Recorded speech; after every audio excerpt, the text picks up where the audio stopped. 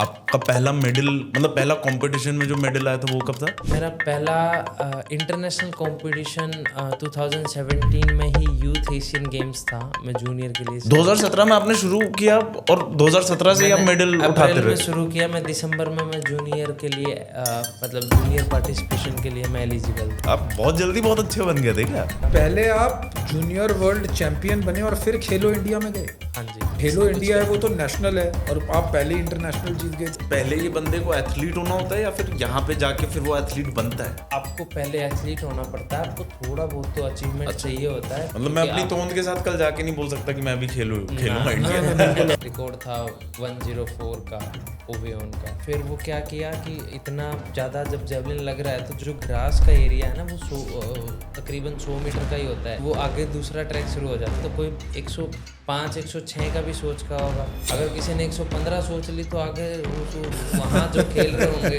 उसको लग जाएगा ना।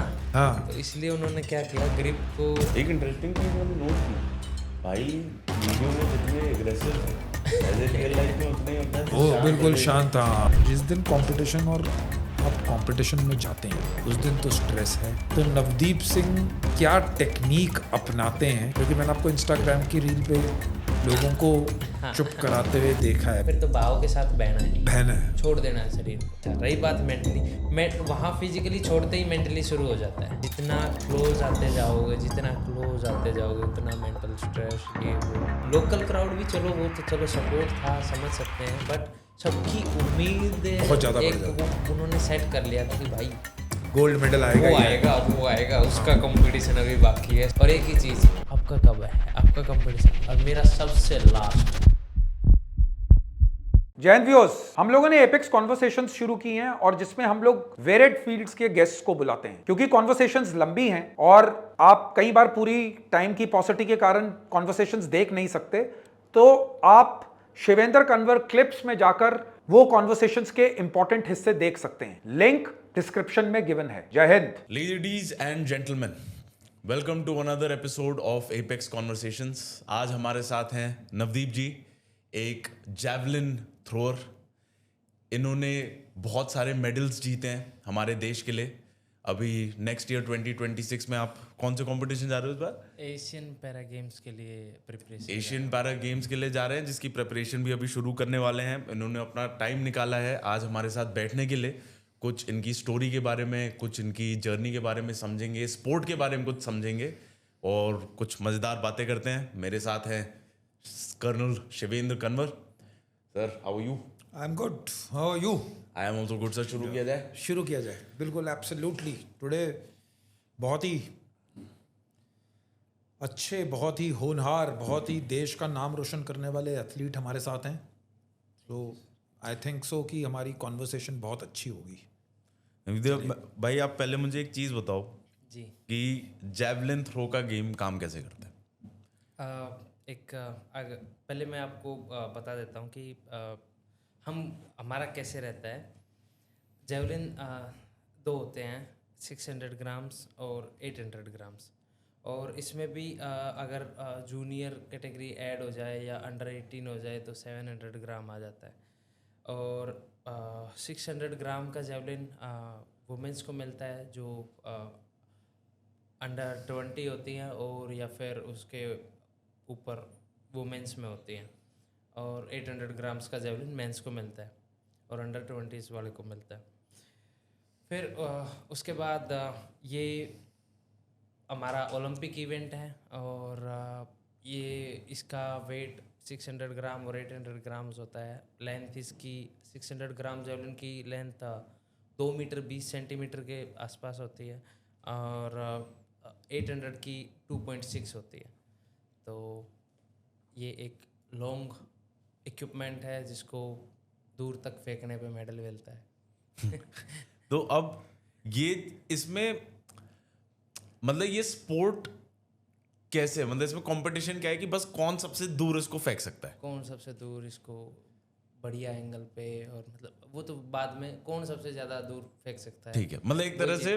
और ये चीज़ पावर का काम होता है कि टेक्निक का काम होता है? ये कोऑर्डिनेशन का काम होता है, जिसका कोऑर्डिनेशन पावर और स्पीड टेक्निक के साथ अच्छा रहेगा वो इसको अच्छे से कन्वे कर पाएगा कि जो हम स्पीड वहाँ से पीछे से लेके आए और फिर वो चीज़ हमने उस परफेक्ट एंगल में और उसको रिलीज़ कर दिया वहीं के वहीं, उसको बिना डिस्टर्ब किए एक पर्टिकुलर पाथ में उसको तैरा दिया, तो वो तकरीबन चला जाता है। ठीक है।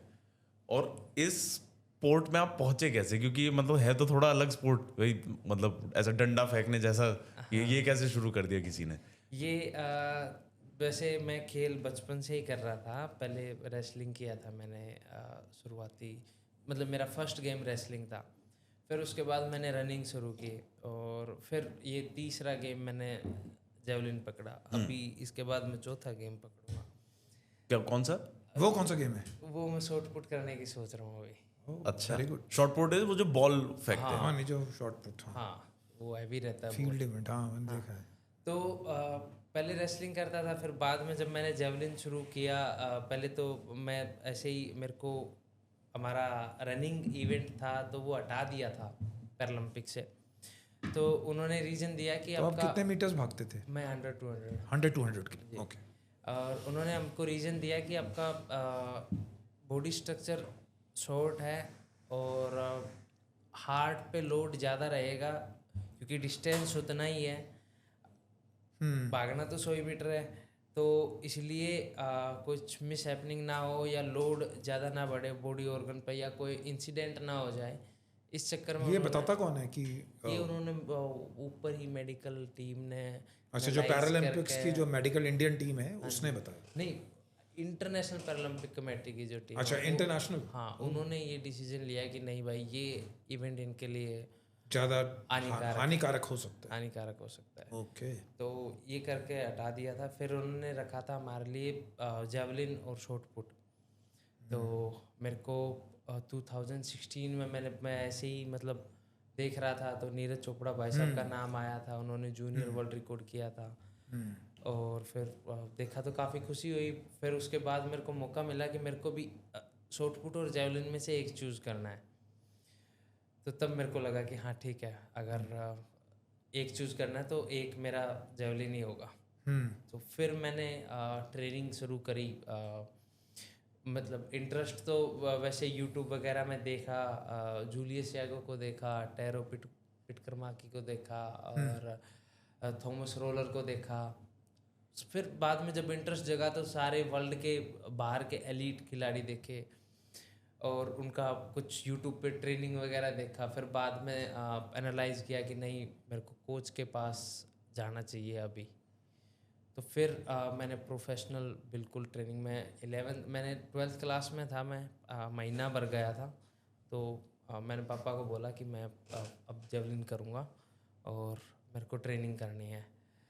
तो उसके लिए मेरे को जाना था सोनीपत बालगढ़ ट्रेनिंग सेंटर में। उन्होंने मेरे को मैं स्कूल से हट गया क्योंकि स्कूल मेरा गांव में था, तो दोनों चीज़ बहुत दूर थी। तो मैं इधर फिर प्रोफेशनल ट्रेनिंग के लिए सोनीपत आ गया थोड़े दिन। फिर 5-6 महीने के बाद मैं दिल्ली आ गया था। आप स्कूल फिर ड्रॉप आउट मार गए थे मतलब या कर रहे थे और बस जा नहीं रहा? हाँ, बस जा नहीं रहा था और बस एग्ज़ाम अगर कुछ हो रहा है या बीच में कुछ हो रहा है तो वो अटेंड कर दे रहा हूँ। बट फिर मैंने प्रॉपर मेरा गेम की तरफ ही, और मतलब आपको क्लैरिटी थी कि आप यही चीज़ करने वाले हो, आप मतलब एथलीट ही बनना चाहते हो? हाँ, ये मेरा बचपन से ही ये चीज़ थी। क्योंकि एक चीज़ होती है ना कि आपको बचपन से ही चीज़ें बताई जाए कि ये चीज़ अच्छी है, ये चीज़ आपको करनी चाहिए, ये चीज़ अच्छी है, ये करनी चाहिए। तो एक वो विज़न था पापा के दिमाग में कि भाई इसको तो खिलाड़ी ही बनाना है। तो उसको लेकर उसको। तो आपके पापा भी स्पोर्ट्समैन रहे हैं? हाँ जी, वो रेसलर थे नेशनल लेवल। अच्छा, वो नेशनल रेसलर। ओह, वेरी गुड। उनका विजन था कि हाँ भाई ये अच्छा कर सकता है। तो फिर बट शुरू किया था, मेहनत थी, काफ़ी सपोर्ट था। इवन दो कि मतलब शुरुआत में तो 1-2 साल तो समझने में ही लगा कि क्या हो रहा है, क्या नहीं हो रहा। अब मतलब अभी भी अगर कोई जूनियर एथलीट होता है उसको 3-4 साल गेम करने के मतलब हो जाता है, अगर समय हो जाता है उतना, उसमें भी उसको बस वो उस टाइम पे तो वो बस करे जा रहा है, जो भी कुछ हो रहा है समझ में तो और 5-7 साल के बाद आता है कि कंट्रोल जो बढ़ता है कि अच्छा मेरे को ये फील हुआ कि मैंने ये गलत किया। तो वो वाली चीज़ थी। तो 2-3 साल तो हमने बस मतलब बस गेम को सीखा या समझा बोल लो, बट फिर बाद में धीरे धीरे चीज़ें ज़्यादा आपको कितना टाइम हो गया जैवलिन थ्रो खेलते हुए और प्रैक्टिस करते हुए? अगर मैं बोलूँ प्रोफेशनल बिल्कुल ही तो मैं 2017 में मैंने शुरू किया था जब 2007। और आपकी आज अभी उम्र है 24-25 के? 25 का हो जाऊंगा अभी महीने 1.5 महीने बाद। समझा। तो आप मतलब 8 साल से यही एक चीज़ कर रहे हो? बिल्कुल 8 साल। और आपका पहला मेडल मतलब पहला कंपटीशन में जो मेडल आया था वो कब था?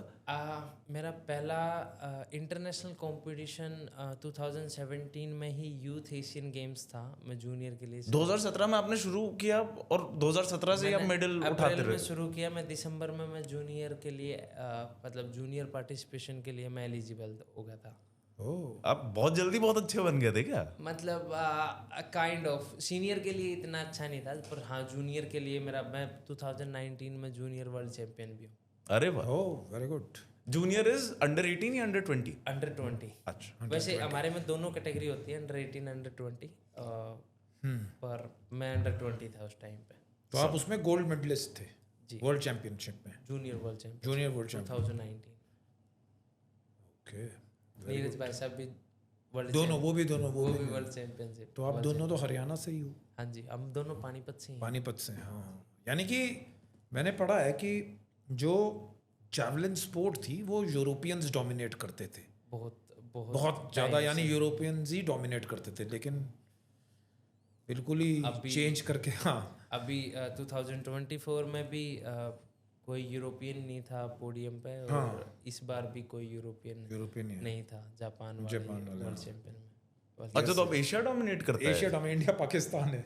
नहीं, अभी उसने अभी तो, लेकिन इस वर्ल्ड चैंपियनशिप में नीरज चोपड़ा मेरे ख्याल से 6th आए हैं।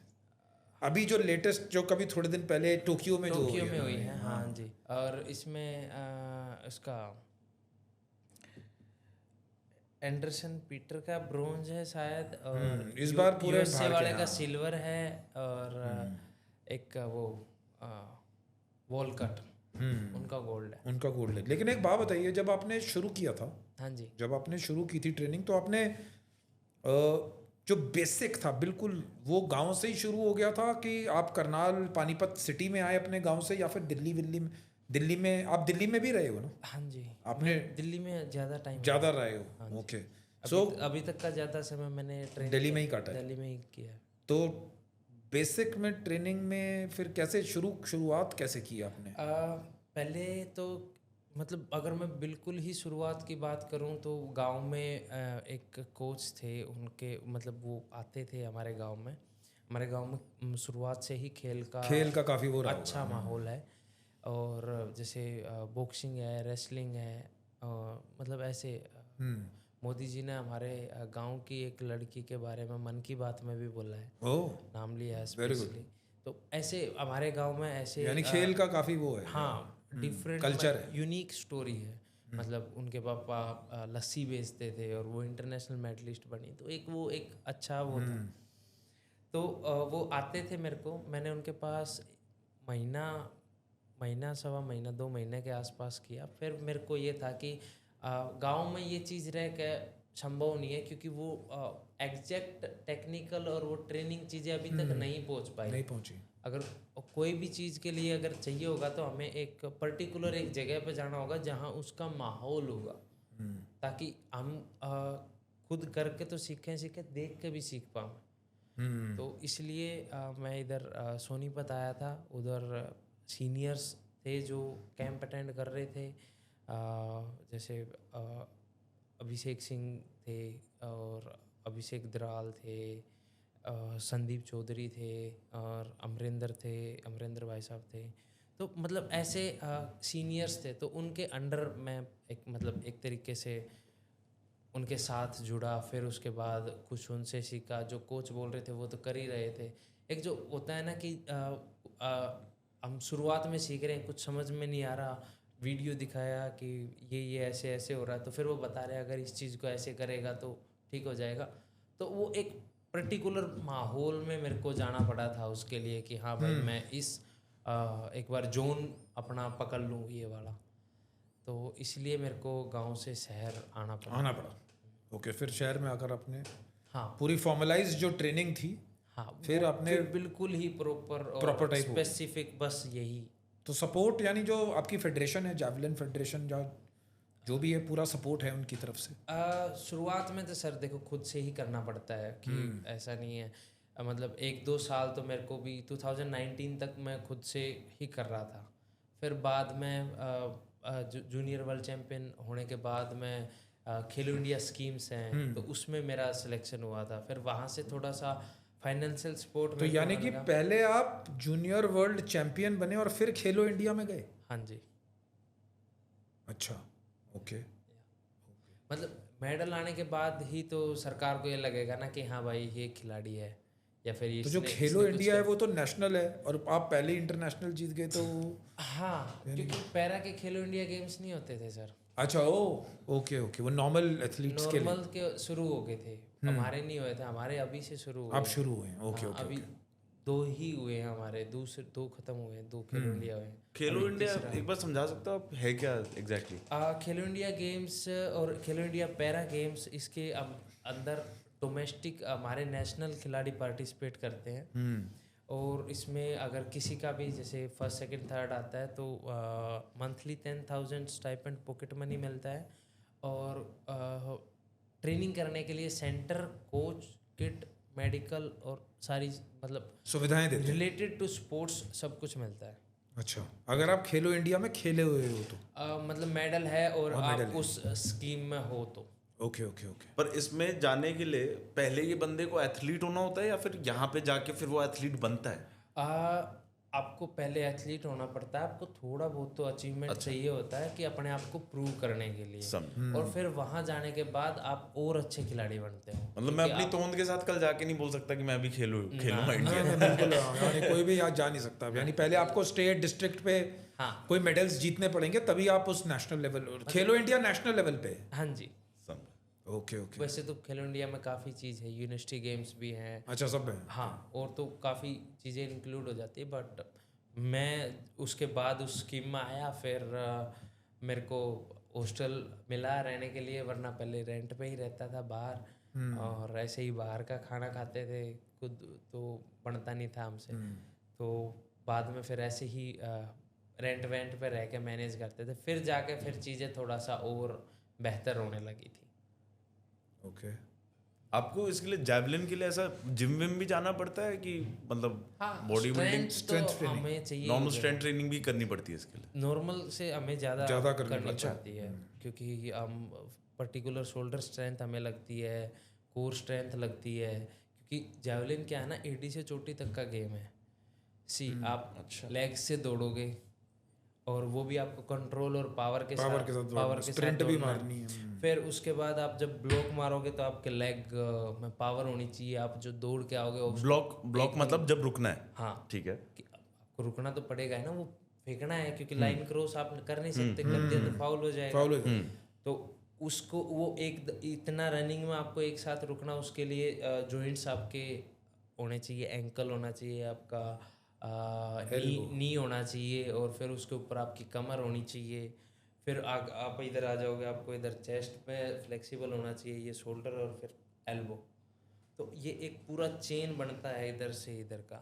समझा। अच्छा, ऐसा डायगोनल बनता है? हाँ, राइट लेग, मतलब मैं लेफ्टी, आप लेफ्टी हो तो हाँ, राइट लेग और लेफ्ट हैंड, और फिर उधर से इसका और इसका कोऑर्डिनेशन होता है।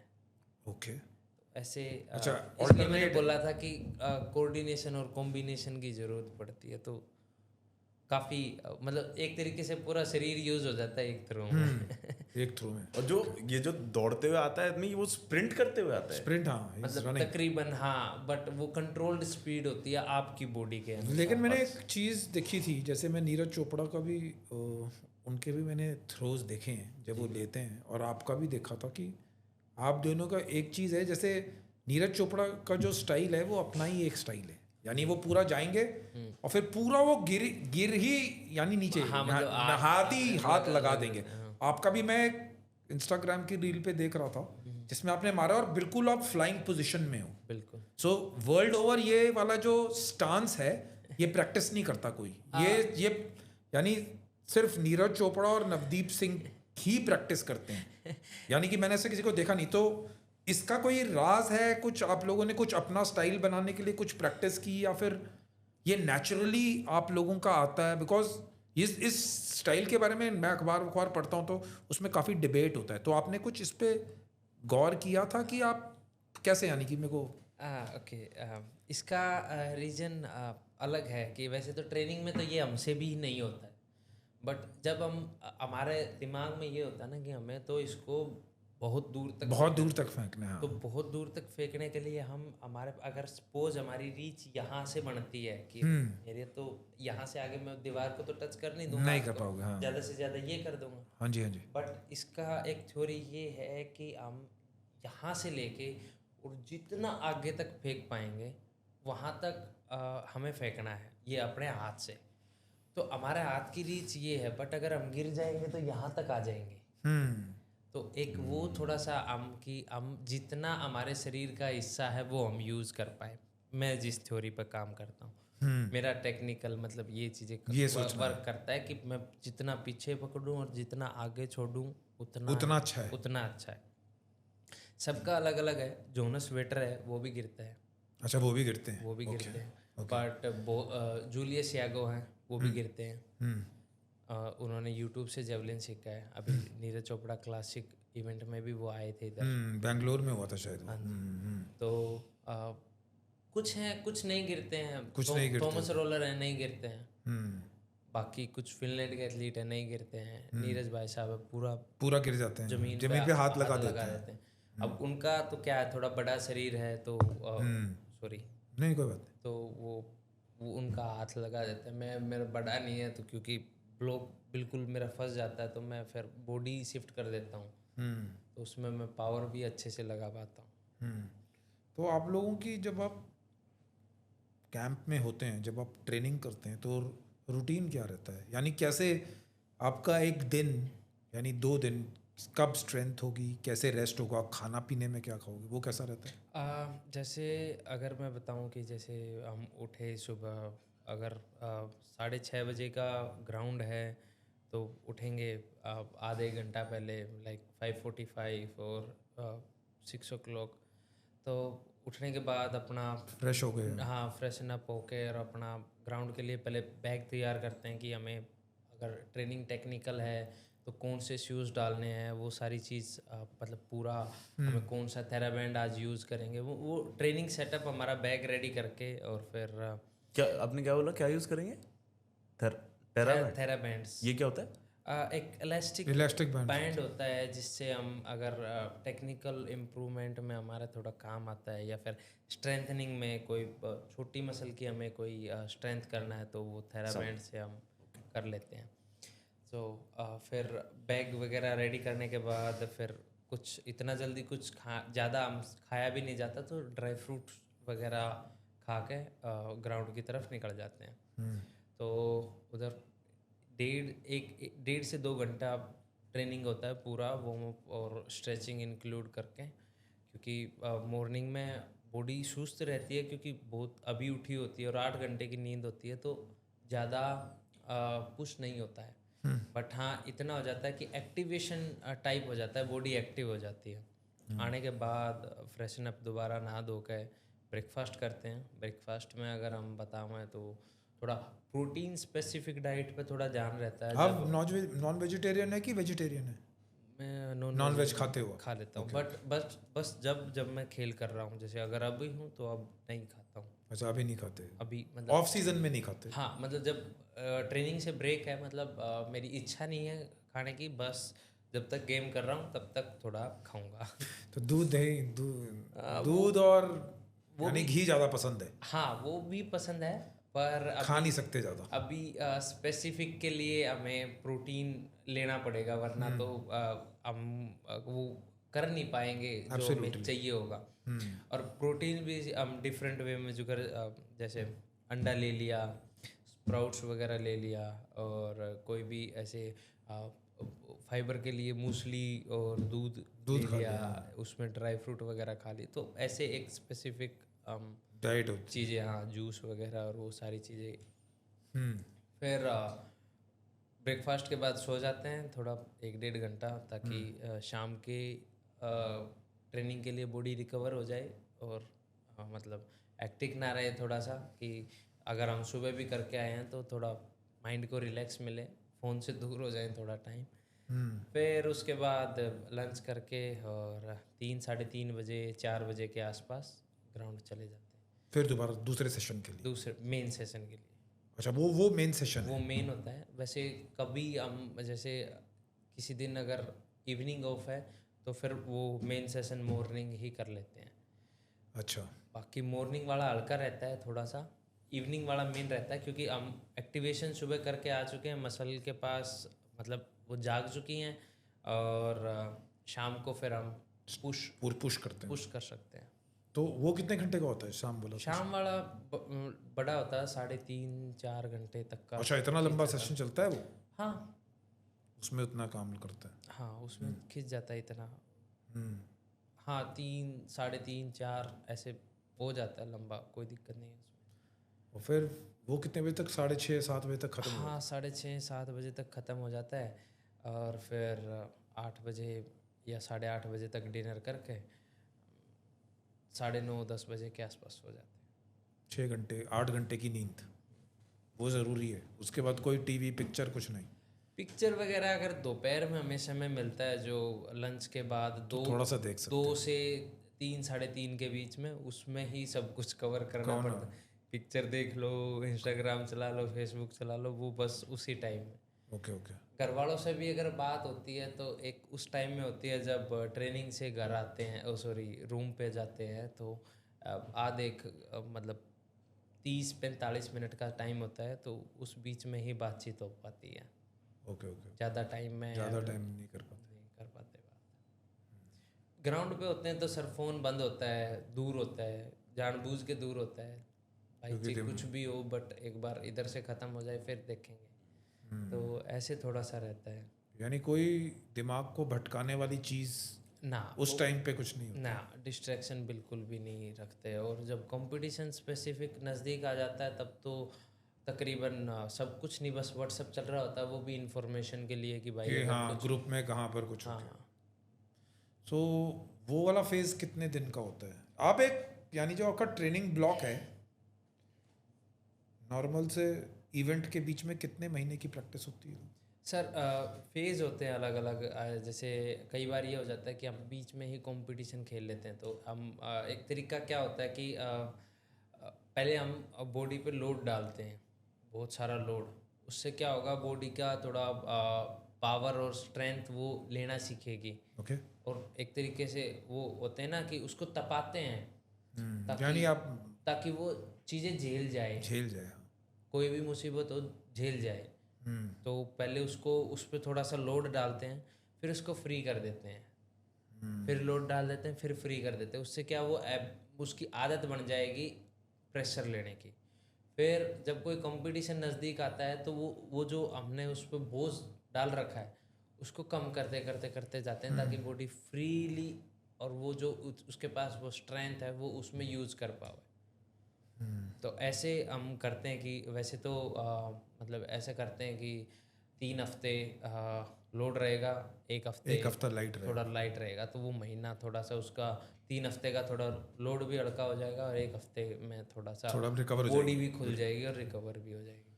तो ओके, तो कितने महीने का ट्रेनिंग ब्लॉक होता है जनरली कंपटीशन? कंपटीशन की डेट पे डिपेंड करता है सर। जैसे अगर इस बार आई थिंक कंपटीशन अगस्त एंड में है, सितंबर के आसपास है, तो हम उस हिसाब से मेंटेन करके बस हमारा वही एंड रहेगा।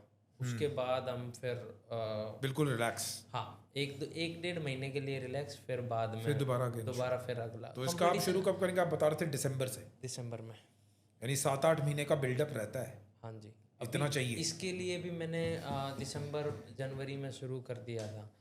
इस बार अक्टूबर जो में अभी जो हुई हैं वर्ल्ड चैंपियनशिप दिल्ली में।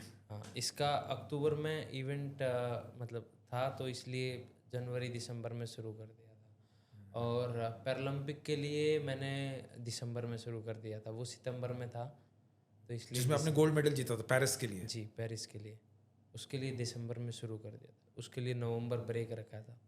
ओह, यानी कि वो हुआ कब था? अगस्त में? हाँ सितंबर, मेरा 7 सितंबर को इवेंट था। 7 सितंबर को। तो आपने नवंबर दिसंबर में तैयारी शुरू कर दी थी? दिसंबर में तैयारी शुरू कर दी थी और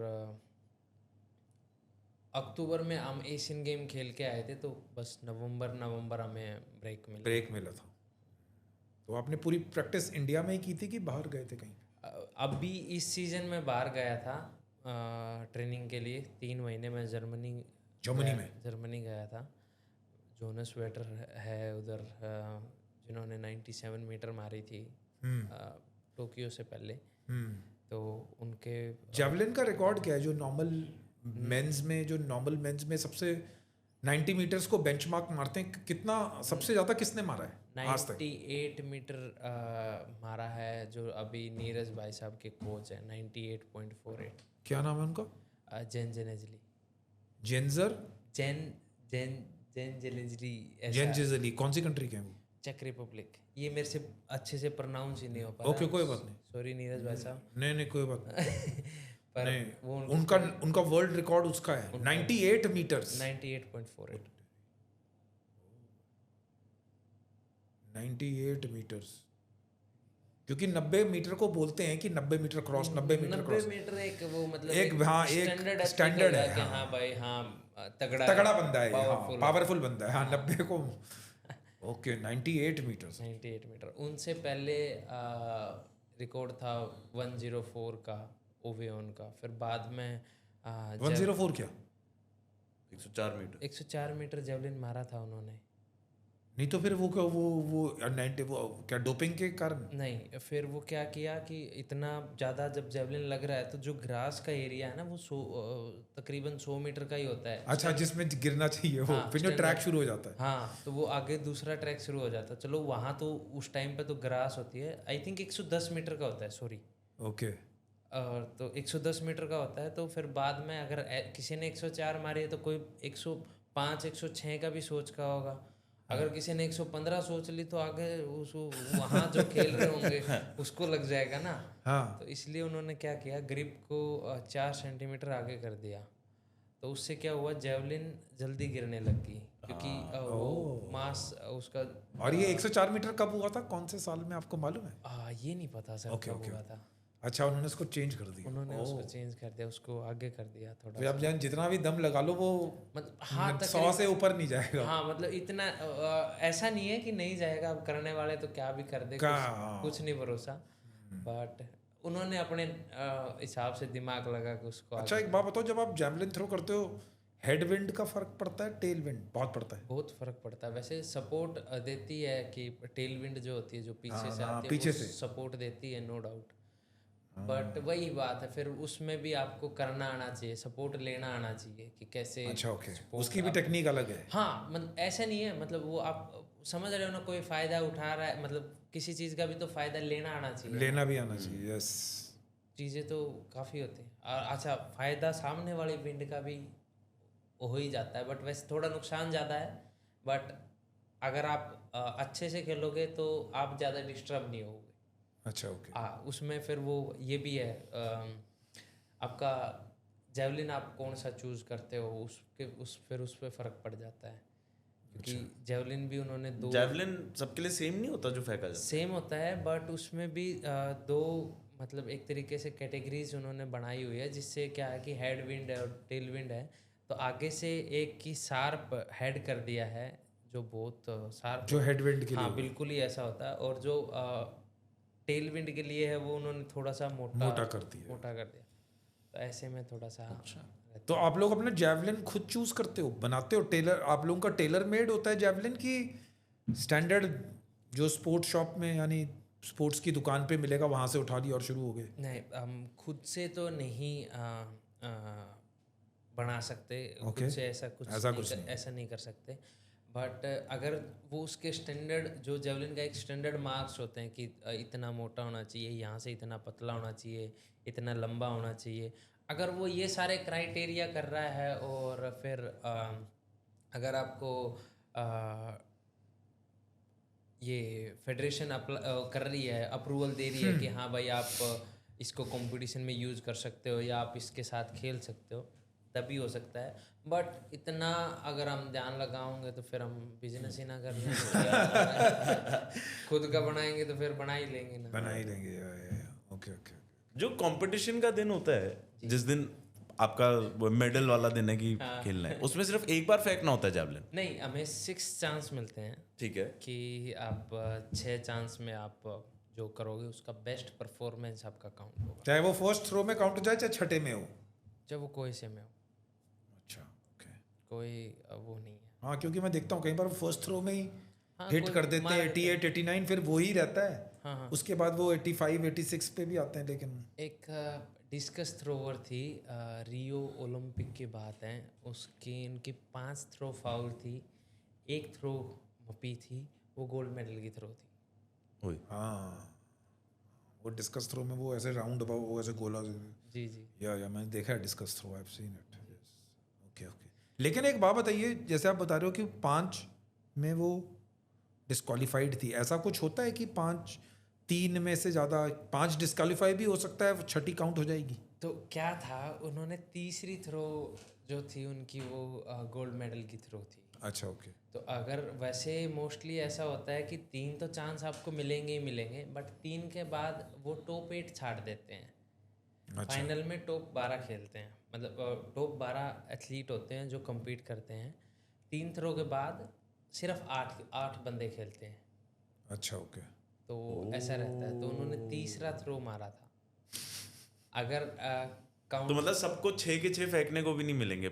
हाँ, 3 हाँ, तक अगर सब 3 फेंकेंगे? लगातार कर दिए। 12 में से अगर जैसे क्या होता है, अगर एथलीट ज़्यादा होते हैं किसी कैटेगरी में या कोई इवेंट में, तो पहले क्वालिफिकेशन राउंड होता है। जैसे नीरज भाई साहब का आपने सुना होगा, हाँ, group A group B, yes। इधर से।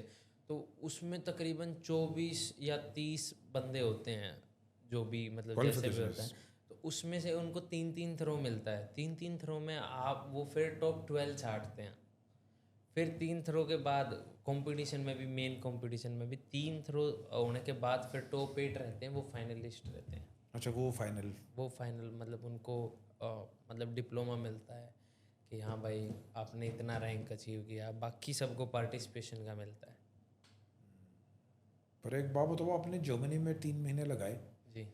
ट्रेनिंग की, और ट्रेनिंग फैसिलिटीज़ में इंडिया और जर्मनी या विदेश में क्या मेजर डिफरेंसेस क्या हैं खाने पीने में? और हम यानी कि हम लोग कर रहे हैं मेहनत, हमारा देश भी बहुत यानी तरक्की तो कर ही रहा है पहले से, बट आपको क्या डिफरेंस लगता है? ट्रेनिंग फैसिलिटीज़ वहाँ पर कैसी हैं और हमारे इधर क्या?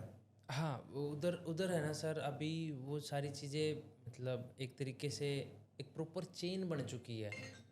इकोसिस्टम है उनका। कोई बात नहीं।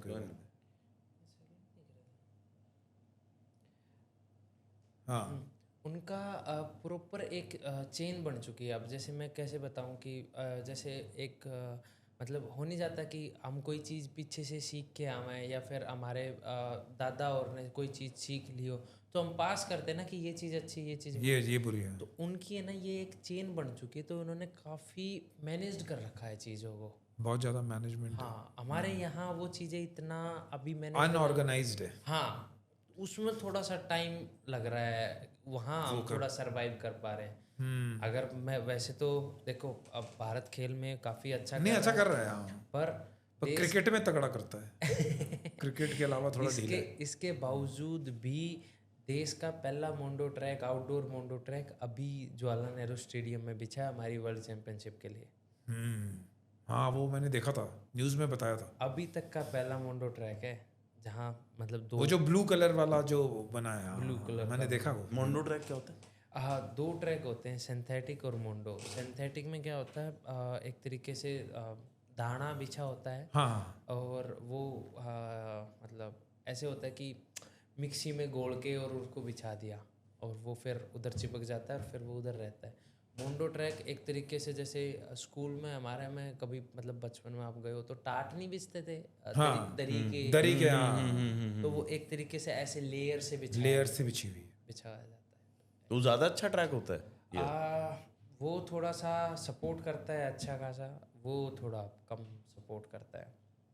अच्छा, तो मतलब अब ये मोंडो ट्रैक पहली बार लगा है ये? तो कहने का मतलब है पूरे इंडिया में मोंडो ट्रैक सिर्फ जवाहरलाल नेहरू स्टेडियम में ही है हाँ, आउटडोर आउटडोर मतलब यानी तो खुला। आपके उसमें इंडोर एक उड़ीसा में बिछा है, वो भी अभी बिछा है थोड़ा टाइम पहले ही।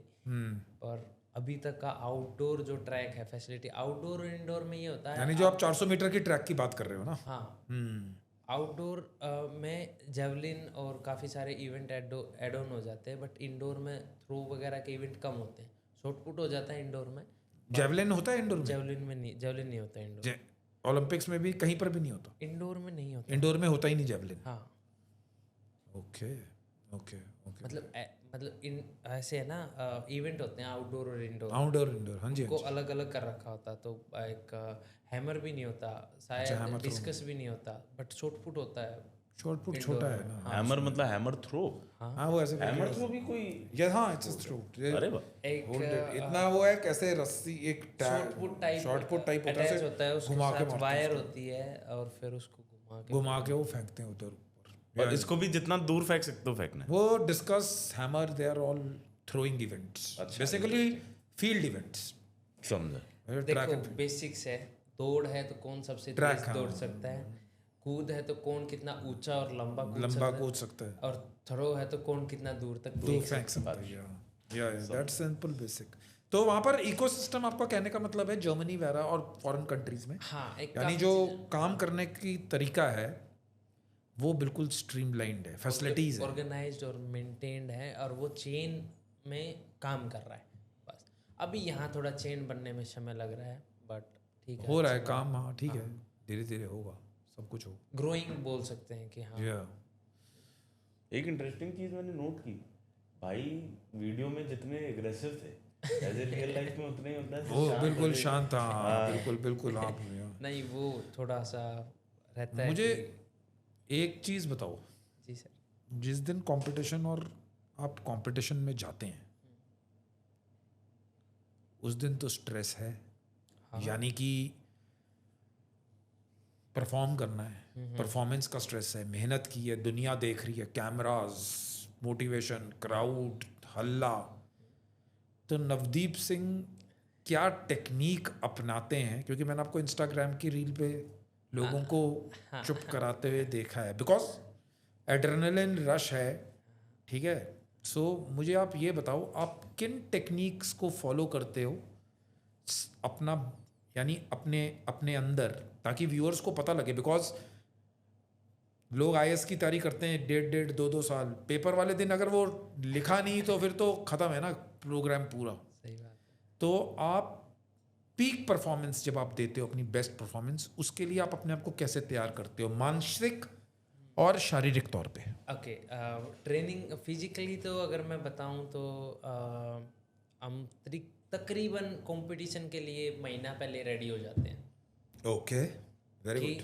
अब हमने जो कर लिया, अब इसको बस अब इंजर नहीं होना, वहाँ तक लेके जाना है। ओके, मतलब ग्राउंड में फिट उतरना है, फिर शरीर उतना ही करेगा जितना हम यहाँ करके आए हैं। Very good. कोई चेंज नहीं है, इतना कुछ भी चेंज नहीं करना, बस एक कह रहे हैं ना कि फिर तो भाव के साथ बहना है, छोड़ देना है शरीर को, बस फिजिकली। अच्छा, रही बात मेंटली, वहाँ फिजिकली छोड़ते ही मेंटली शुरू हो जाता है। जितना क्लोज आते जाओगे उतना मेंटल स्ट्रेस, ये वो काफ़ी चीज़ें इस बार मैंने बहुत फील किया, मेंटल स्ट्रेस और ये, क्योंकि अभी वाले इवेंट में। हाँ, क्योंकि लोकल क्राउड, हाँ लोकल क्राउड भी चलो, वो तो चलो सपोर्ट था, समझ सकते हैं, बट सबकी उम्मीद बहुत ज़्यादा बढ़ वो उन्होंने सेट कर लिया था कि भाई गोल्ड मेडल आएगा, वो आएगा, उसका कंपटीशन अभी बाकी है, सबने तिरंगा लहरा दिया, वो रह रहा है अभी। हाँ। तो एक वो बड़ा एक चीज़ थी। मैं जा रहा हूँ, डेली ट्रेनिंग कर रहा हूँ, सब फैंस वगैरह, प्यार करने वाले सब मिल रहे हैं, फोटो खिंचवा रहे हैं, और एक ही चीज़, आपका कब है, आपका कंपटीशन, और मेरा सबसे लास्ट। हाँ, तो और प्रेशर। सबसे लास्ट डे, सबसे लास्ट इवेंट इंडिया का भी और फील्ड इवेंट का भी। ओके। मेरा सबसे लास्ट, मैं है अभी टाइम है, अभी टाइम, उनको तो बोल रहा हूँ कि अभी टाइम है, मन बोल रहा है अभी कहाँ, 2 दिन बाद है। तो इस बार थोड़ा काफ़ी वैसा रहा, बट स्टिल मैंने सेल्फ फोकस रह के और थोड़ा शांत रह के अपने आप को एक तरीके से ये देखा कि मैं कौन हूँ, मैं क्या करके आया हूँ और मेरे को क्या करना है। जब खुद के बारे में एक तरीके से मेडिटेशन करके जब पता लगाया ना कि मैं कौन हूँ, तो मेरे को वो दिन दिखा था कि 5 तारीख को ये करना है। ओके। तो वो सारी चीज़ें मतलब अपने आप को एक तरीके से शांत रखना था, ना ज़्यादा किसी चीज़ में इन्वॉल्व होना है, ना किसी चीज़ को इग्नोर करना है। चीज़ें याद भी रखनी है और भूलना भी नहीं है, मतलब एक तरीके से वैसा। बट फोकस रहने के लिए शांत और मैं थोड़ा चुप कि हाँ मैं जब थ्रो करूँगा तब मैं जवाब दूंगा, एक तरीके से वैसे माइंडसेट के साथ अपने आप को एक मतलब थ्रो से पहले ट्रेनिंग से उसे कंपटीशन से पहले अपने आप को इकट्ठा कर लिया। एक तरीके से मैं बोलूँ कि वो आपने वो देखा होगा ना चैलेंज की, तरबूज पे वो रबड़ लगाते जाते हैं, जब उसकी कैपेसिटी अट जाती है तो वो फट जाता है। तो एक तरीके से ऐसे कि मैं अपने आप को लिमिटेड कर लूँ और जब कंपटीशन आएगा ताकि मैं मेरा 100% दे सकूँ। ओके। तो आपने यानी वो जो टेक्निक है, वो जो परफॉर्मेंस देने की टेक्निक है, सो वो आपके दिमाग में आप पूरी आपकी कोई स्पेसिफिक रूटीन है कि इस टाइम पे उठना है, इस टाइम पे खाना होगा, इस टाइम पे ये होगा, फिर मैं 10 पुशअप मारूंगा, कुछ करूंगा? यानी हम लोग भी जहाज़ के जब बाहर कूदते हैं, जब मिशन में होते हैं, तब पूरा वर्ल्ड स्विच ऑफ होता है। हाँ, यानी कि अगर आप किसी रूम के अंदर जहाँ पर मिलिटेंट बैठा हुआ है, आप अंदर घुस रहे हो, तो प्रैक्टिस तो हमने की होती है, पर हम जोन आउट हो जाते हैं। यानी फिर घर बाहर वर्ल्ड को फिर पूरी हथियार उसके ऊपर साइड और उस कोने पे नजर, अगर आ गया तो फायर कर दिया। तो आप नवदीप सिंह, वो जो फाइनल मोमेंट्स जब वो गोली निकलती है और जब उससे पहले कैसे अपने आप को पूरी तरह तैयार कर देता है? हाँ, तकरीबन वही सेम आप वाला सिस्टम है कि हम जोन बिल्कुल स्पेसिफिक कर लेते हैं अपने आप को, बिल्कुल हर एक चीज़ से दूर कर लेते हैं। फोन तो तकरीबन ना बंद, मतलब एक वेरी गुड प्रॉपर बंद। ग्राउंड मैं जब ग्राउंड के लिए रेडी होने लगता हूँ तो पहले ही उससे पहले फ़ोन को छोड़ता हूँ, फिर विचार करता हूँ अपने आप को तगड़ा है तू, हाँ, यानी मोटिवेट, हाँ, विजुअलाइज करते हो ऐसे थोड़ा सा करके, और फिर चीज़ें जब बढ़ते हैं धीरे धीरे पैकिंग वही सेम रूटीन जो हम पिछले 2-3 महीने से हमने सेट करा है, वही सेम करते हुए, और फिर जब एक बार जस्ट वार्म अप वगैरह करते हैं, मेरे को नहीं पता आप कैसे वार्म अप करते हो, पर हम वार्म अप कर लेते हैं। तो वो तो इतना हल्ला मच रहा है, बिल्कुल अब नवदीप ने वो उठा लिया अपना, फिर वो चीज़ें सुनाई नहीं देती, कुछ नहीं सुनाई देती, जोन आउट, कुछ नहीं सुनाई देता सर। अरे वेल डन, वेरी गुड। फिर तो कुछ नहीं, फिर तो बस हाँ ये है कि जैसे अब थ्रो करने का टाइम आ गया, तो अब मेरे को क्या है कि कोच को एक बार देखना है। ओके। कोच स्पेसिफिकली मेरे को 1-2 पॉइंट बताएंगे जो उन्होंने नोटिस किए हैं कि पिछले दिनों में जो मेरे को और बेहतर करने हैं, जो मेरी थ्रो और बेहतर कर पाएंगे। तो बस एक बार कोच को देखना है, अगर फिर वो ज़्यादा मतलब क्राउड वो चीयर करेंगे यार, हाँ, मैं इंडिया का हूँ, तो उनका चीयर करना बनता है। तो फिर मैं बस क्राउड को इसलिए कि मेरे को 2 मिनट का समय दो, मैं आपको और भी तगड़ा मोटिवेशन दूंगा, मैं आपको मौका दूंगा, मैं आपको वो सारी चीज़ें करने का। बस एक बार मेरे को कर लेने दो। तो उसमें क्या होता है कि अगर बीच में जहाँ मेरे को मतलब ऐसा है ना कि मेरे को यहाँ से चलना है, बट फिर स्पीड उठानी है, एक्सीलेट करना, और फिर मतलब सारी चीज़ें एक साथ करनी 1 सेकंड के अंदर। तो ऐसे में फिर उसके लिए बस मेरे को ये रहता है कि ऐसा ना हो कि मेरा स्पीड उठाने से पहले वो मेरे को पुश स्टार्ट दे दे और मैं फिर वहीं से उड़ा दूँ। तो बस 1-2 थ्रो के लिए थोड़ा सा ऐसा रहता है, फिर तो सारी चीज़ें चल जाती हैं। बस अगर किसी को देखोगे तो सिर्फ कोच को एक बारी आप देखते हो। हाँ, मतलब समझ रहे हो, अगर आप जैसे स्टार्ट के लिए बैठे हो 100 मीटर के स्टार्ट पे, और कोई आपको मतलब वहाँ वो शूट होने से पहले कोई बोले चल, हाँ, तो पूरा दिमाग आप तो पहले चले जाओगे ना। हाँ, फॉल्ट स्टार्ट हो जाएगा। हाँ, तो ऐसे के लिए बस एक थोड़ा सा मैं रखता हूँ कि रुक जाओ, बस मेरे को 1-2 थ्रो मेरे को कर लेने दो, फिर पावर और फिर वो सारी चीज़ें। फिर सब कुछ पूरी ट्रेनिंग निचोड़, हाँ, फिर फिर वो जो हमने दिसंबर से लेके अभी अगस्त तक, हाँ। अक्टूबर तक जो किया है ना, वो भूलना पड़ता है वैसे तो, हम्म कि अगर कुछ भी किया भूलो, हम्म अच्छा किया है भूलो, बुरा किया है तो बहुत ज़्यादा भूल जाओ। तो क्योंकि अब आप पीछे तो अटक के नहीं रह सकते, अच्छा भी गया तो वहाँ उसी को पकड़ के बैठेंगे तो कोई उसका कोई तुक नहीं है। नहीं कोई मतलब नहीं। अगर चीज़ें ऐड ऑन करनी है तो आगे बढ़ना ही पड़ेगा। कुछ ऐसा भी होता है जैसे कि खाना वही खाना है, सेम खाना खाते रहते हो ताकि कुछ आपकी बॉडी को लेफ्ट राइट कुछ, यानी कोई फाइनल डे पे कोई प्रॉब्लम ना आए। हाँ, बिल्कुल बिल्कुल वही डाइट चलता है। बिल्कुल वही रहता है कि जैसे अगर हम मतलब अगर 4 पीस चिकन खा रहे हैं तो 4 ही पीस खाएंगे, ताकि उसको डाइजेशन में ये ना लगे कि आज लोड है। आज लोड है, हाँ, वेरी गुड। तो ऐसे बिल्कुल वो सेट हो जाता है सर, 15 दिन पहले सेट हो जाता है कि हाँ हम इतना, मतलब वैसे डाइट कम हो जाती है एंड में आते आते कि ज़्यादा खाया ही नहीं जाता, क्योंकि हम स्पीड गेन कर रहे होते हैं, हमें उसी में लो एनर्जी, मतलब उसी में ही एनर्जी बनानी पड़ती है और इजीली शरीर एनर्जी कैरी कर लेता है। तो वो 15 दिन पहले सारा चीज़ें सेट हो जाती हैं, फिर वो रूटीन उतने ही में ही रहता है। तो बिल्कुल ये चीज़ें स्पेसिफिकली हमें सोच के चलनी पड़ती है कि हाँ इतना ही खाना है। अब वो शाम को कंपटीशन है, भरपेट खा लिया, वहाँ नींद आएगी। नहीं वो दैट इज ओके ओके, नहीं बड़ा मज़ा आया ये तो। आपके जो कोच हैं उनके साथ कैसा रिलेशनशिप है, कि वो आपके दोस्त जैसे होते हैं कि मेंटोर टाइप होते हैं? कोच के साथ काफ़ी मतलब अगर मैं बताऊँ ना, बहुत मतलब अनोखा है वो। अगर हम बात करें वो फ्रेंड्स भी हैं, अगर वो डांटें तो गार्जियन भी है, अगर कोई चीज़ शेयर करें तो वो बिल्कुल क्लोज फ्रेंड है। तो मतलब बिल्कुल ऐसे रहता है कि हर एक चीज़, क्यों अब घर से हम दूर हो जाते हैं, दोस्त वगैरह जिस टाइम पे वो फ्री रहते हैं उस टाइम पे हम फ्री नहीं रहते हैं। कोई ज़्यादा आजकल तो पता नहीं क्या, मतलब थोड़ा एक कल्चर सा बना रखा है, लेट नाइट तक रहते हैं, जगते हैं लोग कि 11-12 गाँव में भी जगते हैं। अब तो गाँव बराबर हो रखा है, बराबर सबके पास इंटरनेट, फ़ोन है सर, टेलीविज़न सबके पास है, सब अब नहीं, सब अब वो रूटीन नहीं रही। हाँ, तो सब लेट नाइट तक जगते हैं, जब तक वो उनके पास फ़ोन या टाइम आता तब तक हम सो चुके होते हैं। तो ऐसे स्पेसिफिक में हमारे पास कौन होता है? कोई नहीं होता, कोच साहब होते हैं। अगर थ्रो अच्छा नहीं गया, सेशन अच्छा नहीं गया, या हमें ऐसा लग रहा है कि नहीं पिछले सेशन ने बहुत डिस्टर्ब किया है, अच्छा होना चाहिए था, नहीं हुआ, तो किसको बताएंगे? घर वालों को बताएंगे, उनको पता ही नहीं है कुछ भी रिलेटेड टू स्पोर्ट्स।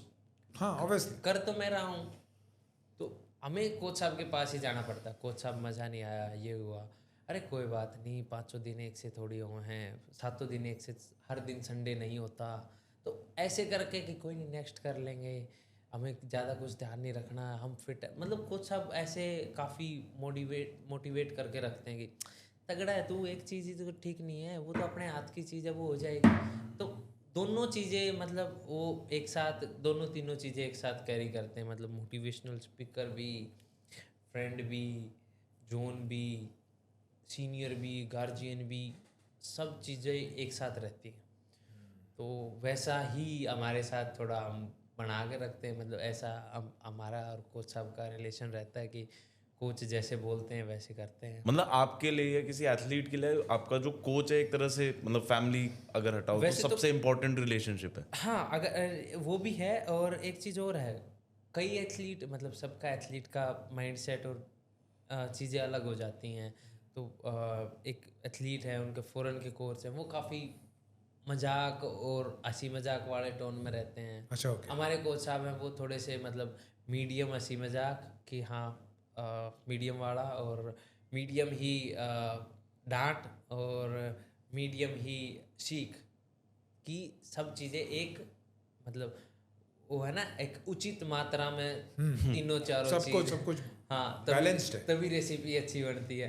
तो वो वैसा वाला एथलीट टू एथलीट भी थोड़ा सा एक फ़र्क पड़ जावा है कि हमें कैसे चीज़ें करनी चाहिए। और फिर कोच साहब भी मतलब थोड़ा सा ये है कि समझ जाते हैं कि इसको थोड़ा स्ट्रिक्टनेस की ज़रूरत है, इसको थोड़ा सा फ्रैंक होने कई कई बार एथलीट जैसे मैं मोस्टली ऐसा रहता है मेरे साथ जब मैं ट्रेनिंग करता हूँ। तो अगर कुछ पेन हो गया छोटा सा, सपोज कि एंकल थोड़ा कटक गया, तो वो एक बार तो पेन करेगा बट बॉडी इतना वार्म अप है वो उसको एब्जॉर्ब कर लेते हैं। हाँ वो उसको इतना मानेंगे नहीं कुछ भी। बट जब हम उस पर ओवरलोड डालेंगे और अगर प्रेशर करेंगे और फिर वो वार्म अप के बाद कूल डाउन के बाद वो पेन करेगा। एब्सोल्युटली। तो ऐसे रहता है। तो कोच साहब हमारे एक चीज़ बोलते हैं कि भाई कुछ भी हो जाए, छोटा सा भी कुछ हो जाए, एटलीस्ट बता देना ताकि मैं उस हिसाब से काम कर पाऊँ। Very good. हाँ कोच साहब ऐसा बोलते हैं। और मेरे को पता है कि मैंने ऐसा बोल दिया कोच साहब थ्रो नहीं करने देंगे। या कोई भी आज मैं काम कर रहा हूँ ना, या आज मैं अगर वेट ट्रेनिंग के मूड में आया हूँ और मेरा शोल्डर थोड़ा सा अच्छे से वार्म अप नहीं है और मैं बता दूँ कि कोच साहब शोल्डर में थोड़ा सा एक्सरसाइज नहीं तो फिर वो बोलेंगे कि ठीक है हम आज ये नहीं करेंगे, ये नहीं करेंगे, वो घटा देंगे। घटाने में फिर मज़ा नहीं आएगा। मैं करता हूँ ट्रेनिंग के बाद, कोच साहब आज ये ठीक नहीं था। बोला अच्छा पहले नहीं बताया तूने। Very good. पहले बता देते तो आप करने ही नहीं देते। तो ऐसे थोड़ा सा फिर कोच साहब समझ जाते हैं कि अगर बॉडी लैंग्वेज अगर थोड़ा सा वार्म अप कम है तो वो पहले पूछ लेते सब ठीक है, अरे कोच साहब बहुत बढ़िया है। मेरे साथ अभी एक किस्सा हुआ था। मैं अभी ट्रेनिंग कर रहा था इधर ही जवाहरलाल नेहरू स्टेडियम में ही कंपटीशन से पहले। तो उस दिन काफ़ी मेरे को बहुत अच्छा फील हो रहा था कि आज कंपटीशन हो जाए तो मैं बॉडी रिकवर्ड तगड़ा। हाँ आज कंपटीशन हो जाए तो मैं पावर लगा पाऊँ, ऐसा फील हो रहा था। ट्रैक पे चढ़ा, स्पाइक्स पहने, जेवलिन लेकर चढ़ा और एकदम मतलब थोड़ा सा ब्लैकआउट हुआ मेरे को। मतलब वो होता है ना जैसे डेडलिफ्ट के बाद हो जाता है कि हाँ थोड़ा सा चक्कर से एक तरीके से वैसा सा हुआ। मैंने जेवलिन रखा और मैं ट्रैक पे बैठ गया। कोच साहब बोले क्या हुआ? मैं कुछ ऐसे करके थोड़ी देर वो 1-2 सेकंड का ही रहता है, वो करके शुरू हुआ। बोला सब ठीक है ना? और कोच साहब फिट है, सब थ्रो किया। उस दिन मस्त थ्रो गया, बहुत ज़बरदस्त थ्रो गया। कोच साहब बोले आज तूने ट्रेनिंग का बेस्ट किया है जितना मैं ट्रेनिंग में आज तक किया। मैं अच्छा ठीक है कोच साहब। मैं कोच साहब आप तो एक बात बताऊँ? क्या हुआ? मैं कहा आपको पता है मैं बीच में बैठ गया था। बोला हाँ। आपको पता है क्या हुआ था? बोला क्या हुआ था? चक्कर आ गए थे। कोच साहब मेरी तरफ देख रहे थे। बोला तू पहले बता देता मैं तेरे को छुड़वा देता। मैं कहा इसलिए तो नहीं बताया। तो ऐसे रहता है मेरा कोच साहब के साथ कि फन वे भी, दोनों सीरियस भी हैं चीज़ों को लेके और दोनों डेडिकेटेड भी हैं और किसी का ज़रूरत भी नहीं है। नहीं। ओके। बट एक चीज़ बताओ कि मुझे एक चीज़ आपसे पूछनी है कि जब आप स्पोर्ट खेलते हैं, जब आपने स्पोर्ट चुनी और आपने करियर चुना इसमें, जी सर, ये तो किसी को मालूम नहीं होता कि कौन कितना बड़ा प्लेयर बनेगा, कैसे बनेगा। तो कभी आपको अपने करियर में जब आपने शुरू किया ऐसा लगा कि मैं ये अचीव कर पाऊंगा कि नहीं कर पाऊंगा? कभी सेल्फ डाउट जिसको कहते हैं ना कि हो जाता है यार, हम भी 1000 चीज़ें करते हैं कि बन पाएंगे नहीं बन पाएंगे, क्या होगा? अगर वो कभी हुआ और दूसरा उसके साथ क्वेश्चन ये है आपने उसको ओवरकम कैसे किया, उसके ऊपर आपने काबू कैसे पाया? मेरे पास इससे रिलेटेड 2 इंसिडेंट हैं। सेम चीज़ मैंने गेम शुरू किया था और 2018 की बात है, मेरा एशियन गेम में सिलेक्शन नहीं हुआ था। ओके। और मेरे को उम्मीद थी कि हाँ मैं कर लूँगा, बट मैं थोड़े से ही रह गया। और वैसे जितना टाइम मेरे को जेवलिन करते हुए हुआ था उसमें मेरा पार्टिसिपेट ही होना था, मेडल नहीं आना था। अच्छा ओके। 2018 में ओके। मतलब जो जूनियर नेशनल थे वो? नहीं, एशियन पैरा गेम्स। अच्छा एशिया पैरा गेम्स, इंडोनेशिया जो हुए थे ओके, जकार्ता में। तो उसमें मेरा सिलेक्शन ही होना था, मेडल की नहीं थे, क्योंकि एक क्राइटेरिया होता है ना कि इतने के बाद आप पार्टिसिपेट कर सकते हो। अब इंडिया का टीम तो बढ़ा जाता है, उसमें हर रहता है, कुछ टॉप 5 रहते हैं, कुछ टॉप 2 रहते हैं, कुछ टॉप वाले रहते हैं, कुछ वर्ल्ड रिकॉर्ड होल्डर रहते हैं, बट कुछ 8 वाले भी रहते हैं, 7-6 वाले भी रहते हैं, ताकि उनको नेक्स्ट कंपटीशन के लिए रेडी हो जाए कि ऐसा कंपटीशन भविष्य में मिलने वाला है और इससे भी तगड़ा आपको होके आना है। मैं एक तरीके से वो रिजर्व में ही जाने वाला था, पर नहीं, मेरा नहीं हुआ सिलेक्शन।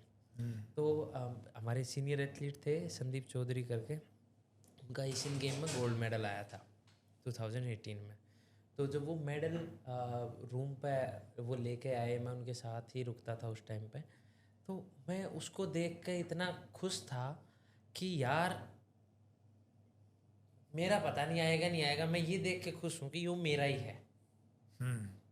इतना मेरे को ये था उस टाइम पे, मेरे को डाउट हुआ कि भाई पता नहीं मेरा होगा या नहीं होगा, एटलीस्ट मैंने एशियन गेम का गोल्ड मेडल देख लिया है और मैं भी मेहनत करूँगा, पर पता नहीं मेरे से हो पाएगा या नहीं हो पाएगा। तो उस टाइम पे एक थोड़ा सा ये आया था कि हाँ भाई यार मेरे को नहीं पता मैं इतना बड़ा खिलाड़ी बन पाऊँगा या ऐसा कुछ हो पाएगा। तो उस टाइम पे ये था। बट फिर जब चीज़ें देखता हूँ कि जब सपोर्ट जो मिलता है गवर्नमेंट से, उसके बाद और फिर जो जनता जो प्यार दिखाती है, तब फिर ये होया कि करना ही ये है और तो कुछ करना ही नहीं है, लेना ही गोल्ड मेडल है। लेना ही ये है। तो तब ये सारी चीज़ें हुई थी। ऐसे ही उनको सेम संदीप भाई साहब को ही अर्जुन अवार्ड मिला था। तो आप भी अर्जुन अवार्डी हैं? हाँ जी, मेरे को अभी मिला है। तो जब अर्जुन अवार्ड ऐसे नहीं मिलता, उसके लिए आपको कंटिन्यू 4 साल का आपका अच्छा परफॉर्मेंस होना चाहिए, तब आपको मिलता है। वो एक मेडल पे नहीं मिलता। एक मेडल पे आपको सिर्फ मेडल मिलेगा, बट उसमें आपको परफॉर्मेंस दिखानी पड़ती है, कंटिन्यूटी 2, 3, 4 साल की, जो आपने बिल्कुल हट के किया हो। तो उनको अर्जुन अवार्ड मिला। तो वैसे मेरा सपना भी था अर्जुन अवार्ड का, ऐसी बात नहीं है, जब स्टार्ट में शुरू किया। बट जब उनको मिला ना, तो मैं कहा यार मेरा पता नहीं होगा, बट मैं ये देख के इतना खुश हुआ। पहली बार जो उसका वो ट्रॉफी, वो शील्ड वो टच किया, और काफ़ी मतलब अच्छा लगा मेरे को। तो ये 2 इंसिडेंट थे जिन्होंने मेरे को मोटिवेट करा कि गोल्ड भी लेना है और अर्जुन अवार्ड भी लेना है। ओके। फिर उसके बाद मेहनत तो अपनी जगह पे। हाँ, फिर वो सारी चीज़ें एक लाइन से होती है, कंटिन्यू चलती गई।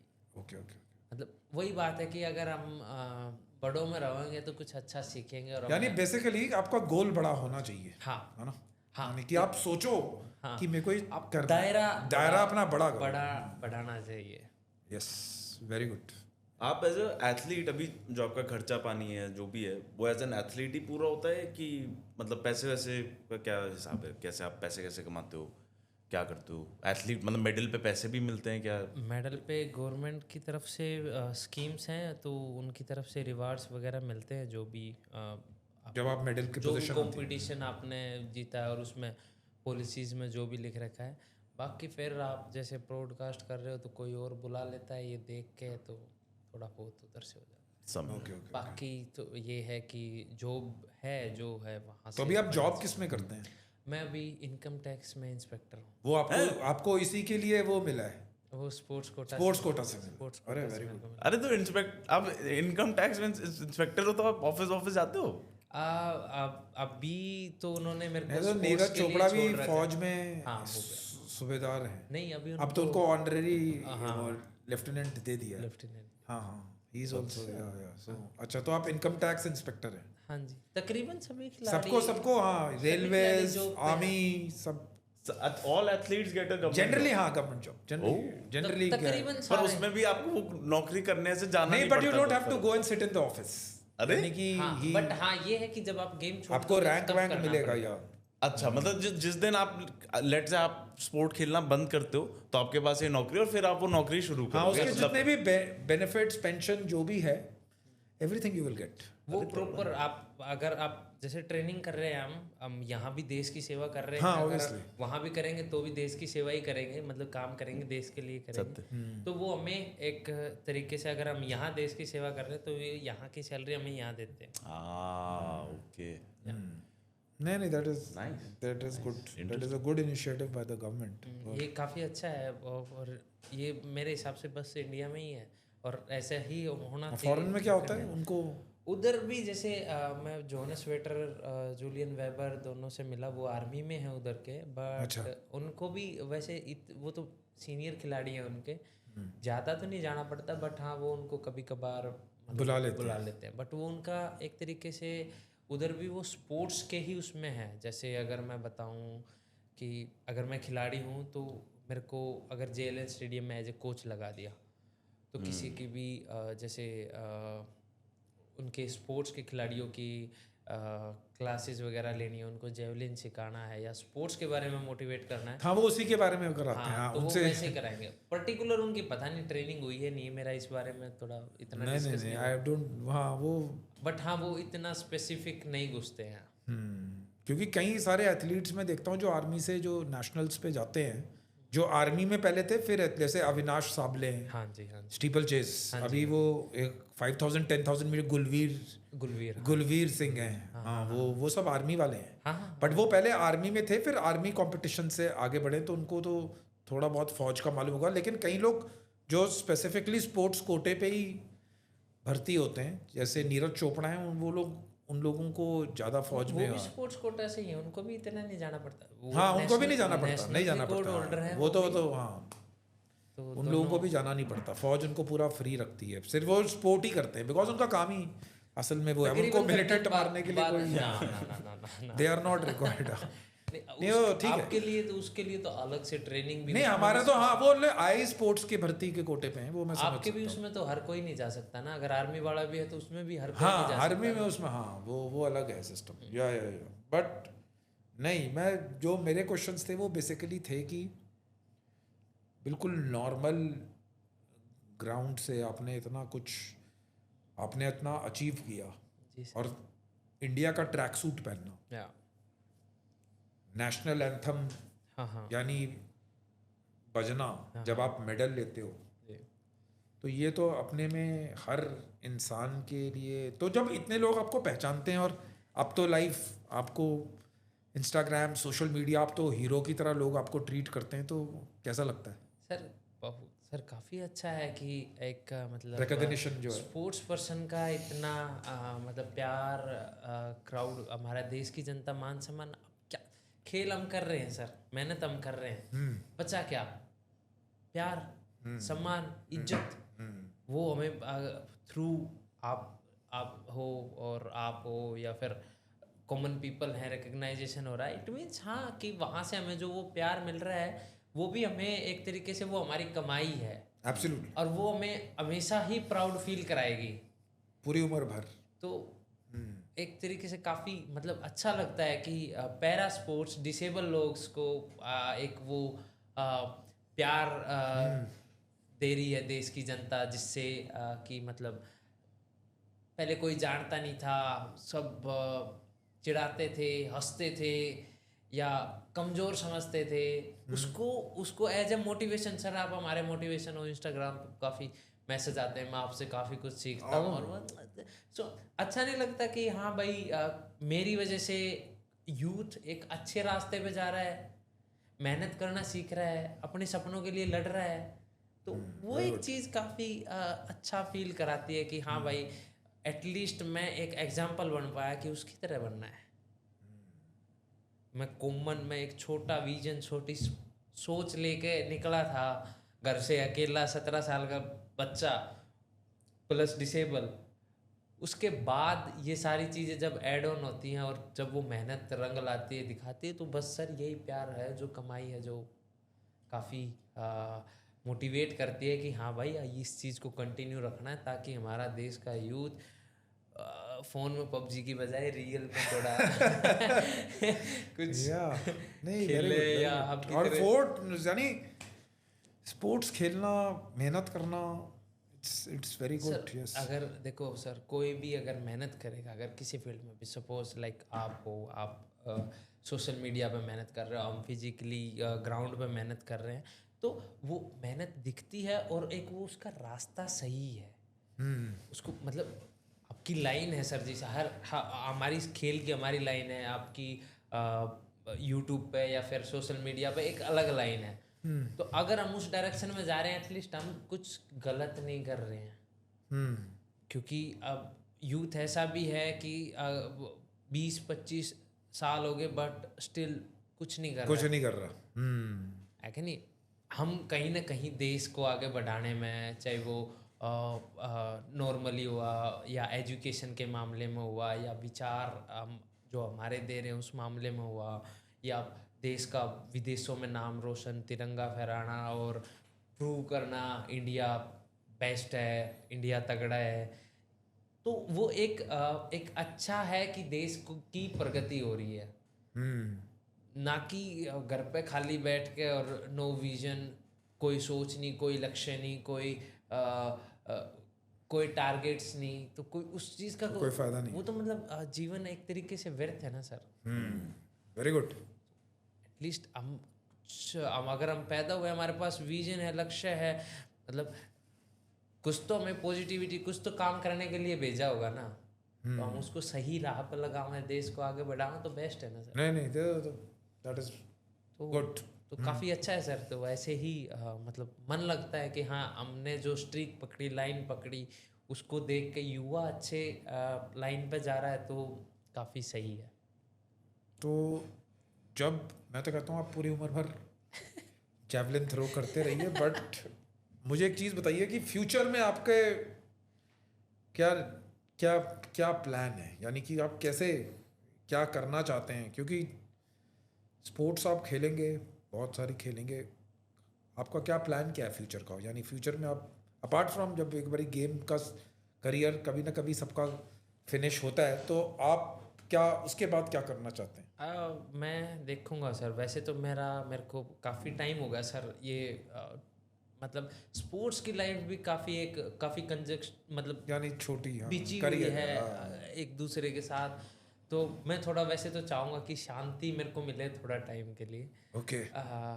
तो उसके हिसाब से एक तो थोड़ा सा प्लान है कि भाई, क्योंकि सर सुबह उठना और वो एक पैटर्न फॉलो करना, वो हम एक लिमिटेड टाइम तक कर सकते हैं, बट हाँ, जब हम उसको करने लगते हैं तो नो डाउट मज़ा आता है। क्यों? हमारे पास हर एक दिन का टारगेट होता है, हर एक घंटे के बाद का गोल होता है कि मेरे को 1 घंटे बाद ये करना है, हर एक चीज़ दिमाग वैसे काम करता है, उसमें मज़ा भी आता है कि हमें सेट है अगर आपको हर एक चीज़ ऑर्गेनाइज्ड तरीके से अगर आपको शेड्यूल वाइज दी जाएंगे तो उसमें मज़ा आता है। बट एक समय ऐसा होता है ना कि नहीं यार, रूल भी ब्रेक करने चाहिए थोड़ा सा यार स्ट्रिक्ट डाइट के बाद थोड़ी जलेबी वलेबी, दूध घी भी खाना चाहिए, थोड़ा सा लाइन से भी इधर उधर लाइफ जाना। तो उस टाइम पे थोड़ा सा ये रूल डिसिप्लिन को थोड़ा सा साइड में रखकर शांति से थोड़ा जीवन व्यतीत करने का मन है।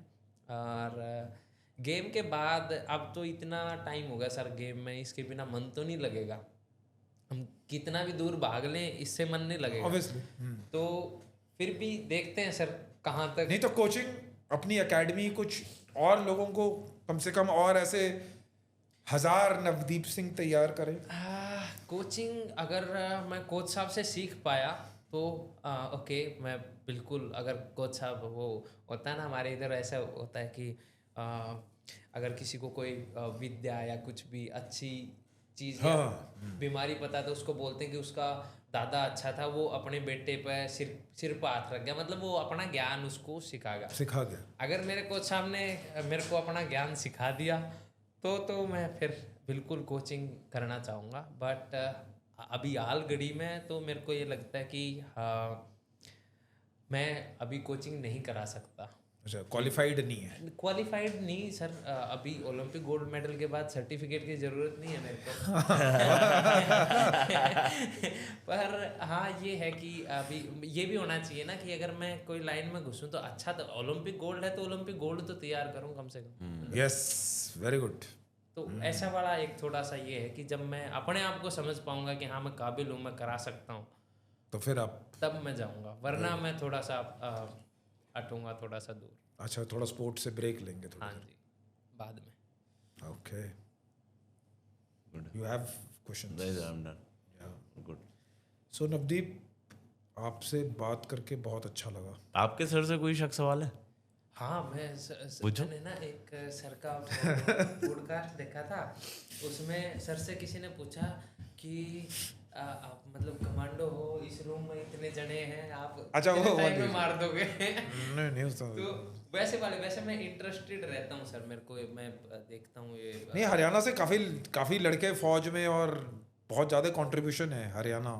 स्टेट की आपके गाँव से भी लड़के वड़के काफ़ी होंगे। हमारे गांव से हैं। हाँ, वो तो स्पेशल मतलब तैयारी करते हैं कि भाई यार हाँ आर्मी में ही जाना है, हाँ वो आर्मी में ही जाना है, हाँ ऐसा तो रहता है सर।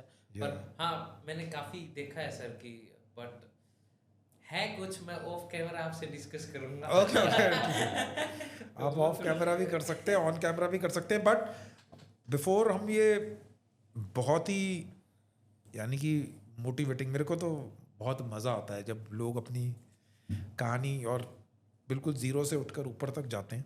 सो क्या आप बताना चाहेंगे हमारे व्यूअर्स को कि लाइफ गोल्स, मेहनत,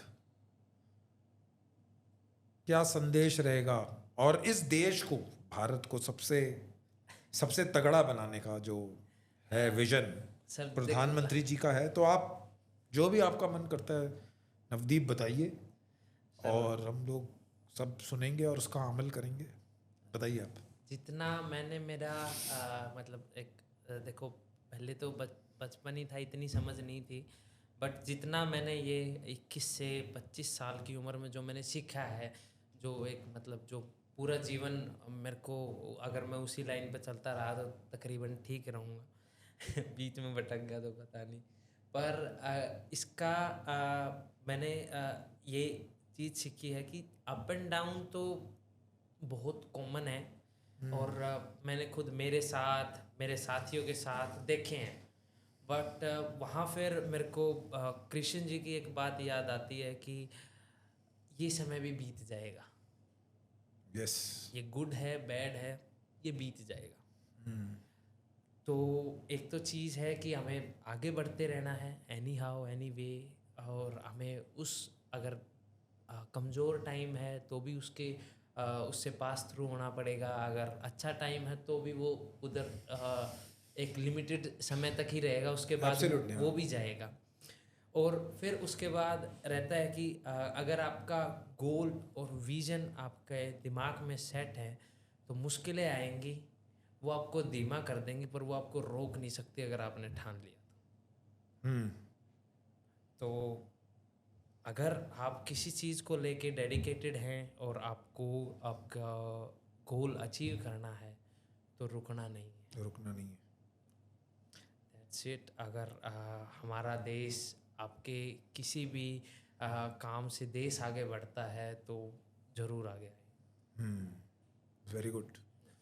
ये 3-4 मंत्र हैं जो मैं मतलब मेरा अगर कोई भी मुसीबत है ये टाइम बीत जाएगा। अगर कोई भी अच्छा समय है तो वो भी मोटिवेशन के लिए कि भाई ये भी बीतेगा, ये भी बीत जाएगा। मुश्किल है तो भाई ये तेरे को बस स्लो कर सकती हैं, रोक नहीं सकती। तो ये सारी चीज़ें हैं जो फिर दोबारा की हम कर सकते हैं, हम क्या नहीं कर सकते। अगर यहाँ सोच लिया तो सब कुछ हो सकता है। Very well done. It was a great podcast. We wrap it up? We will wrap it up. देवी और सज्जनों, थैंक यू सो मच एक और एपिसोड में हमारे साथ जुड़ने के लिए। नवदीप भाई आपके साथ बात करके बहुत अच्छा लगा, आपकी स्टोरी सुन के, और ये जो अभी एंड में आपने जो 2-4 बातें बोल दी ना, फैंटास्टिक। इन सबसे, इनकी जर्नी से इंस्पिरेशन लीजिए, प्रेरणा लीजिए। आप जो करना चाहते हैं, जो बनना चाहते हैं, उसके प्रति काम कीजिए, मेहनत कीजिए। कोई दिक्कतें आए तो वो आपको रोक नहीं सकती, भले ही धीमा कर दें, रुकिए नहीं, अपने गोल्स के प्रति मेहनत करते रहिए, आगे बढ़ते रहिए।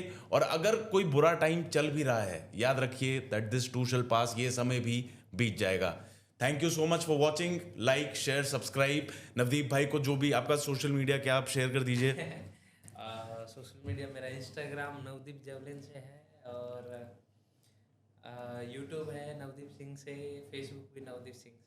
ये सारे सोशल मीडिया के लिंक्स आपको इस वीडियो के डिस्क्रिप्शन में मिल जाएंगे। नवदीप भाई को फॉलो कीजिए, उनको अपना प्यार दीजिए, सपोर्ट दीजिए कि वो इंडिया का नाम ऐसे ही रोशन करते रहें। Thank you so much Navdeep भाई अपना टाइम देने के लिए। Thank you Navdeep. Thank you sir. बहुत मेडल जीतो कि मेडल ही मेडल हो जाएं घर में। वैसे ही एक दीवार भरनी, पूरी दीवार भरी हो मेडल से। बहुत बढ़िया लगा आपसे बात करके।